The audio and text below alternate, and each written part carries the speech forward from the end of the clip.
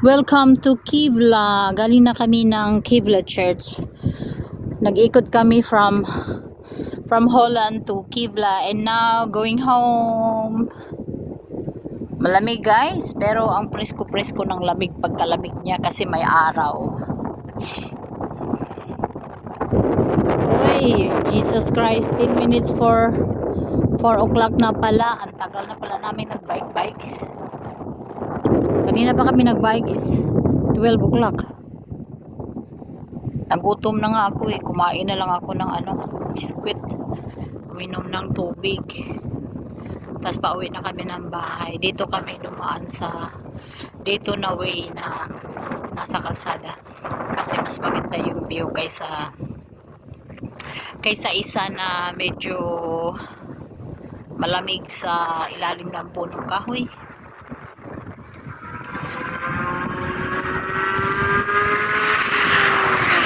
Nay, grabe talaga. Super bilis. Das ist so schnell. My goodness. Ha? Ha? Yeah, the motor. Grabe ka paspas kayong motor guys. Uy, halos malupad na lang ba? Viel zu schnell, Idiota. Wala man sila kahadlok mga matay oy. Nis ang subtot. Offensichtlich nicht. Jetzt wird er vielleicht nicht so fahren. Warum si Habin kay ni nervous? On very is habi fili nervous, catastrophe nervous habi is. Guys, nami sa ka-farman. Makublaan man mapuntaning ubang mga sakyanan oy kay ara man kapaspas oy. Di man sila mahadlok mga tigok oy. Samantalang ako sobra-sobra na ning akong nervyos sa mga tigok. Ang uban way hadlok mo lagi pang ango-ango. Oh, naapay usay nga nanay.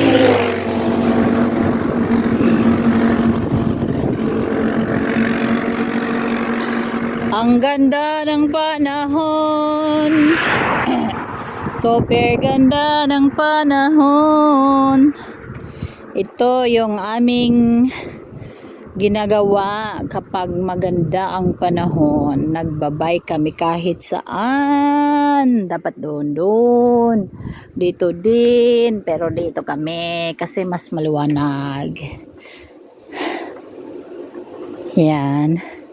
So, na-harvest na yung mga mais. Yan, wala nang mais.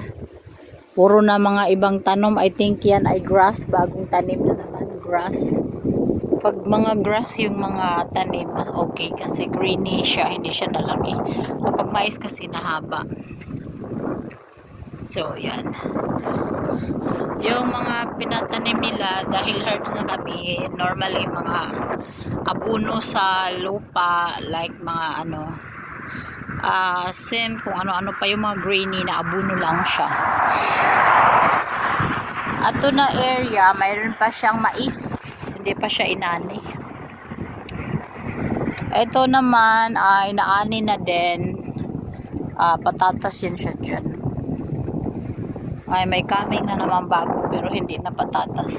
Ano na lang, para abuno na lang na tanim sa lupa.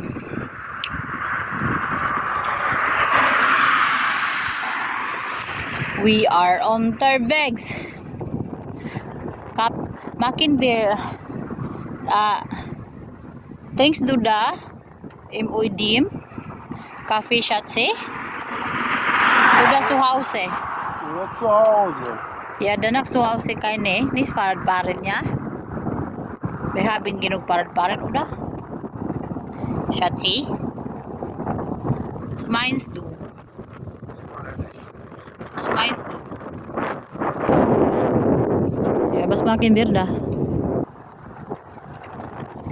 Nee, tres beser nak Hause Kaffee. Das ist frei. Oder? Ja, können wir auch tun. Ja, besser zu Hause. Da können wir noch ein bisschen fahren. Ja, wo denn wieder?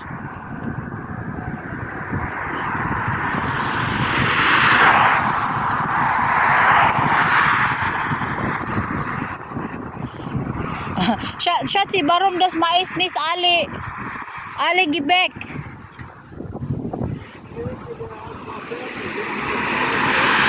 Warum nicht alle Gebäck? Guy, limbaroy, hingkahong ewe, hingkurog sa iro. Mukalit, nervyos jugo, dalira jugo nervyoson. Uy, ambot sao na lang ni ahong nervyos, uy. Dalira jugo, makuratan do. Lain ra bagahong dughan pag makuratan kay murag mulain ang dughan. Ha?